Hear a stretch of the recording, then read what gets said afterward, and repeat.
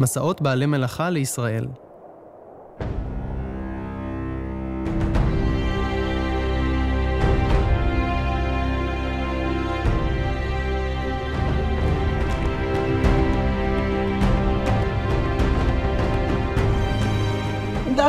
אלה לא סתם אנשים, אלה הם מלאכים.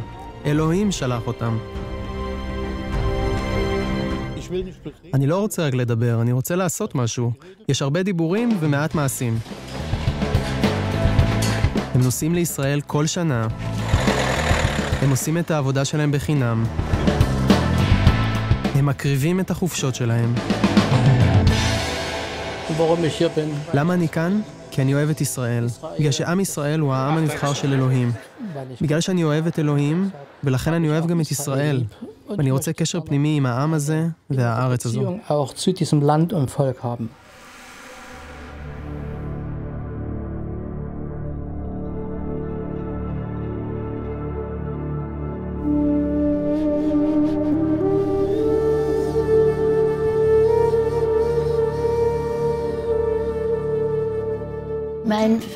אבי מת ברעב במחנה ריכוז גור.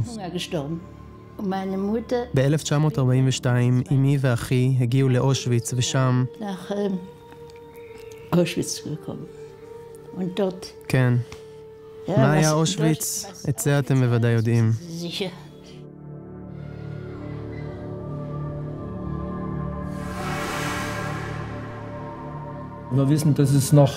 אנחנו יודעים שיש בערך 200,000 ניצולי שואה,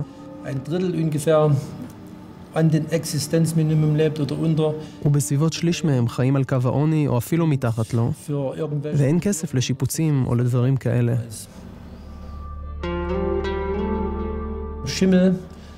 תחב, דברים רקובים, הרבה בעיות אינסטלציה, חשמל.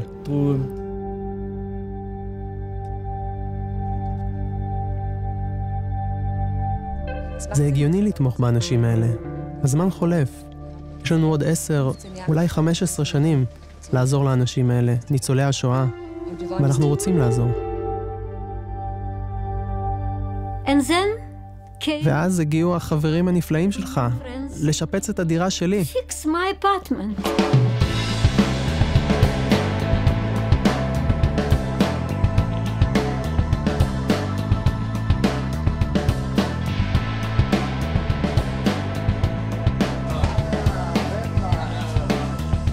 זה מרגש אותי עד עמקי נשמתי לראות איך האנשים האלה מגיבים אלינו, הגרמנים, אחרי כל מה שקרה. ההורים שלי היו נאצים נלהבים. אבי התגייס מרצונו לצבא. אני היחיד שעוסק בנושא הזה, ושרוצה לעשות קצת טוב, אחרי כל מה שהיה. שבסך הכל היה נורא.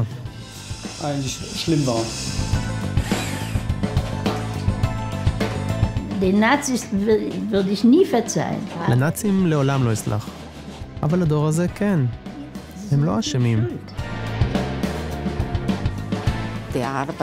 הם עובדים נהדר, הם עובדים מהלב ועושים הכל בצורה מושלמת.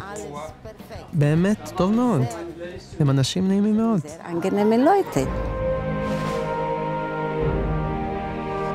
הם עוזרים. את זה אנחנו יכולים לחוות כאן ביחד, כיצד מילת האל מקבלת חיים. הם מציעים נחמה. הסבל הזה שכבר עשרות שנים נטוע בליבם, בנשמתם, בחייהם, תמיד חוזר ושב. שם אני רוצה לנחם אותם. הם פועלים לפיוס. פיוס, מחילה, הם אפשריים. טיפת שלום היא אפשרית. מה שאתם עושים כאן הוא מזל מאלוהים.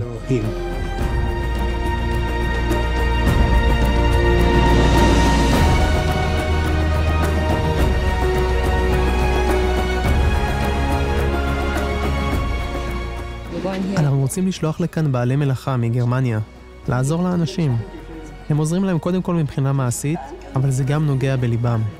לכן אנחנו צריכים את התמיכה הכספית שלכם, אנחנו צריכים אותה עכשיו.